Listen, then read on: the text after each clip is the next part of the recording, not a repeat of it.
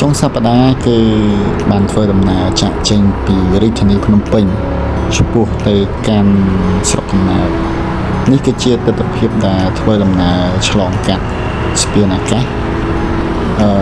សម្ដៅទៅទីរួមខេត្តតាកែវដែលជាស្រុកកំណើតនេះគឺជាទស្សនវិជ្ជានៅលើស្ពានអាកាសដែលសាងសង់ថ្មីដែលដាក់សម្ពោធឲ្យប្រើប្រាស់រួចហើយភ្ជាប់ទៅមហាវិថីសម្ដេចតេជោចុះទៅតាមផ្លូវ60ម៉ែត្រគឺមានទស្សនវិជ្ជាស្រស់ស្អាតចរាចរណ៍ទលាយគឺចុងសប្តាហ៍រៀងទលាយស្រួលធ្វើដំណើរទស្សនវិជ្ជាអគារធំគឺជំវិញគឺមានសោភ័ណភាពស្រស់ស្អាតការធ្វើដំណើរចុះទៅផ្លូវ60ម៉ែត្រគឺមានរយៈពេលច្រើននាទីគួរសមដែលខ្ញុំបានដាក់បញ្ចូលក្នុងនេះព្រោះអីរយៈពេលធ្វើដំណើរមកដល់ទីរួមខេត្តគឺ1ម៉ោងជាងតម្រាំតែមកដល់ផ្ទះគឺអាចចូល1ម៉ោងកន្លះហើយដែរនេះគឺជាទស្សនវិជ្ជាតាមដងផ្លូវអញ្ចឹងបងប្អូនទស្សនាលេងទៅ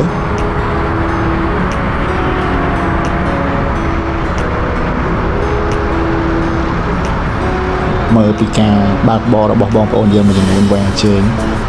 មិនថាគេថាខ្ញុំពេលខ្លះវ៉ាជើងខុសកន្លងដូចគ្នាព្រោះអីឧបសគ្គនៅតាមផ្លូវដែលយើងបើកបរកន្លងនីមួយៗគឺមានឧបសគ្គដូចអមអញ្ចឹងគាត់ជិះប្រឈះខាងស្ដាំដៃអញ្ចឹងទៅនេះជាទស្សនវិជ្ជាមកដល់ stop នេះ stop ដូចជា stop hot on ហើយខ្ញុំកាត់វីដេអូកណ្ដាលឲ្យវែងពេកគឺជិះចេញមកของកន្លែងហ្នឹងខ្ញុំឃើញមានអាអូនដែលបងស្រីគាត់ចងកសែងជាមួយចង្កេះគាត់ខាងក្រោយគាត់អើតមើលឃើញអ្នកគាត់ឈប់យូរគឺឃើញកន្លែងហ្នឹងដូចជាគ្រោះថ្នាក់ដែរប៉ុន្តែគាត់បានប្រុងប្រយ័ត្នគាត់ចងអាអូនជាប់ជាមួយចង្កេះគាត់តែខ្ញុំមើលទៅដូចជាគ្រោះថ្នាក់ណាស់គួរតែរកកន្លែងដាក់គាត់ឲ្យបានសមរម្យជាងនេះហ្នឹងហើយយើងបន្តធ្វើដំណើរមកមុខទៀតគឺមកដល់ស្ពានអាកាសដែលភ្ជាប់ផ្លូវកាត់ផ្លូវជាតិលេខ2ឆ្ពោះទៅខាងលើស្ពានអាកាសនេះគឺឆ្ពោះទៅពលានយន្តហោះថ្មីដែលយើងកសាងថ្មីទៅដាក់ឲ្យប្រើប្រាស់គឺធំដំណាក់កាលទី1នេះគឺជាផ្លូវបាត់ទៅផ្លូវជាតិលេខ2គឺយើងតម្រង់ទៅរង្វង់មូលគួរស្រូវតែខ្ញុំដូចជាអត់បានដាក់រង្វង់មូលគួរស្រូវទេគឺខ្ញុំកាត់ដើម្បីកុំឲ្យវីដេអូវែងខ្លាំងពេកព្រោះខ្ញុំផ្គុំទៅចូល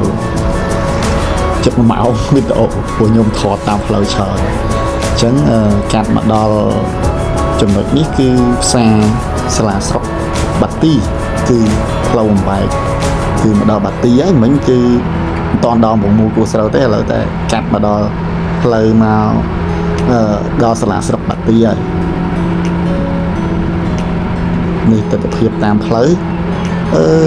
រសៀលដែរអញ្ចឹងចរាចរណ៍រៀងទលាយអត់សូវកកស្ទះជុកទៀតតាមផ្លូវប្រហែលទេតែបើព្រឹកឡើងវិញជិះតាមផ្លូវគឺចរាចរណ៍ខ្លះគាត់ចតបងប្អូនលក់លើផ្លូវចតលើចាមផ្លូវអីដូចផ្លាកផ្សារសម្រងយ៉ោងអីគឺគាត់ចតឡានទី3ជួរអ្នកជិះម៉ូតូជិះឡាននេះកិច្ចដល់កណ្ដាលទ្រូងផ្លូវចឹងវាពិបាកធ្វើដំណើរដែរក៏លេចឃើញការបើកបរបងប្អូនគឺប្រចាំច្រើនពិសេសគឺតំបន់មានរោងចក្រគឺគាត់ជិះវិជ្ជាឆ្វេងឆ្វាច្រើនចឹងសូមមេត្តាប្រយ័ត្នប្រយែងព្រោះគ្រោះថ្នាក់មើលមិនឃើញទេឥឡូវខ្ញុំកាត់មកដល់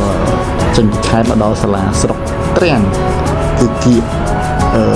មកដល់ស្រុកកំណើតមែនទេហើយគឺខ្ញុំកាត់ច្រើន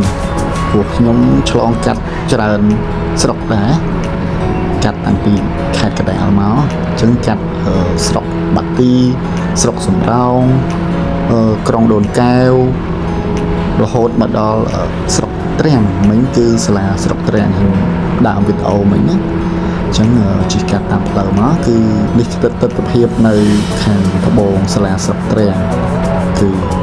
ជិតមកដល់សាលាហើយចឹងមានបងប្អូនសិស្សានុសិស្សមានចេញចូលទៅរៀនឬក៏រៀនគួរអីបន្ថែមឃើញគាត់ទេចេញចូលច្រើនចូលក៏រៀនសូត្រ នេះខ្ញុំកាត់មកដល់ផ្លូវបំបែក01តែនៅផ្សារល្វែងផ្លូវបំបែក01ជាប់កណ្ដាលសាំងហ្នឹងគឺយើងធ្វើដំណើរទៅមុខបន្តិចទៀតទៅគឺដល់ផ្សារឈ្មោះផ្សារល្វែងដែលស្ថិតនៅក្នុងស្រុកទ្រាំងនៃខេត្តតាកែវទស្សនវិជ្ជាតាមដងផ្លូវគឺអាចថាមើលទៅទេសភាពស្រស់ស្អាតផ្លូវក៏អាចថាគួរសមមានខូចខាតបន្តិចបន្តួចហើយក៏បានព្យាយាមជួសជុលជាបន្តបន្ទាប់ដែរនៃចរាចរណ៍ចិត្តដល់ផ្សាររៀងអៀតតិចដោយសារការបើកបរបងប្អូនមួយចំនួនគឺរៀងឆ្វេងឆ្វាយដែរដល់នេះដល់ហើយគឺផ្សារល្វែងស្ថិតក្នុងស្រុកទ្រាំងដែលគៀកទៅនឹងផ្ទះរបស់ខ្ញុំដែលថាធ្វើដំណើរហាក់ជាបន្តិចទៀតហ្នឹងគឺដល់គឺของនេះវាវែងបន្តិចព្រោះខ្ញុំអត់កាត់ទេខ្ញុំដាក់តាមដងផ្លូវរហូតគឺទស្សនភាពជាក់ស្ដែងជាហូរហែទៅតាមផ្លូវគឺមានឈូសចិញ្ចើមផ្លូវបន្ថែមអញ្ចឹងកន្លែងមួយចំនួនបានរុះរើបដាហើយកន្លែងដែលផលប៉ះពាល់បងប្អូនយើងព្យាយាមរុះរើតបតាមការជន់នឹងរបស់សាលាស្រុកនិង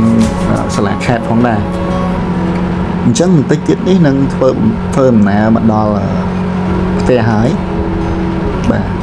អាចចេញពីផ្សារមកប្រហែលជា2នាទីបើគិតជាគីឡូប្រហែលជា2គីឡូដែរពីផ្សារមកអញ្ចឹងគឺមកដល់ផ្ទះនៃដែនដីកំណើតគឺស្រុកកំណើតរបស់ខ្ញុំបាទនេះគឺមែនទេណាឃើញផ្លូវកែងលំហើយបន្តិចទៀតគឺដល់ហើយបាទគឺតាមផ្លូវមានវាស្រែវាស្រូវដើមឈើ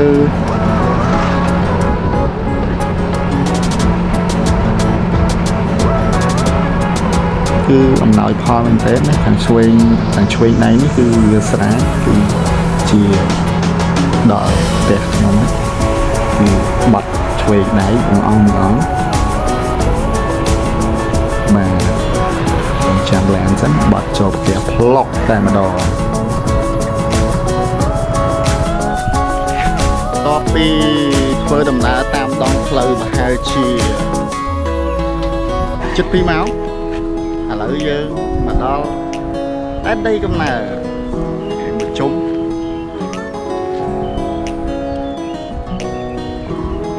ខេត្ត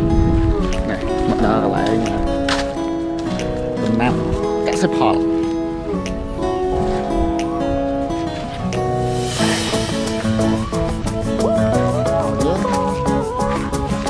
នេះមកទេដែលហល់ចិត្តអានេះអាចថាផុតពូជឥឡូវខំប្រឹងជីកកកាយមកបានពូជមកវិញណាគឺនិយាយដែរជូនវាហត់តាមដល់ជូន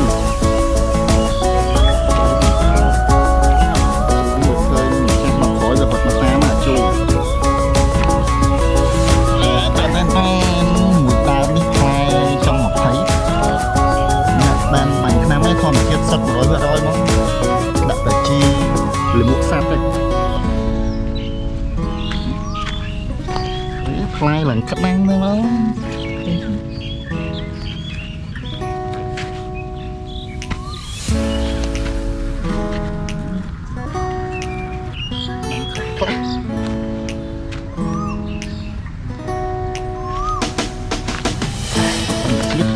កប់ដីខ្លាំងណាស់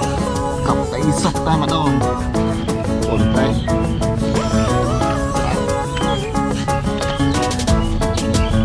ដីប្លាក់អីអានេះសុទ្ធតែហ្មងអត់មានឆ្នាំអីទេតបពីមើលការដាំត្រាំឥឡូវយើងមកមើលវាស្រែវាស្រូវវិញជីវិតធំឡើងជាមួយកសិកម្មបែបគ្រួសារគឺ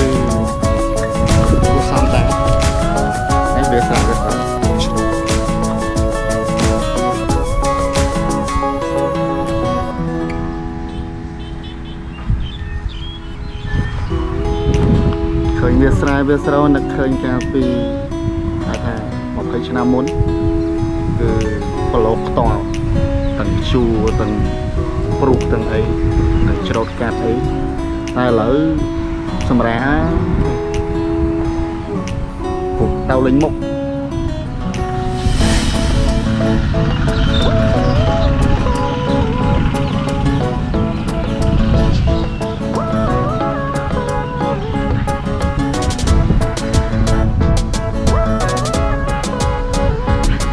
ជិះម៉ូតូ2ម៉ោងគឺដើម្បីមកមើលខាងក្រោយហ្នឹងហើយមកស្រោចដំណាំបន្ថែម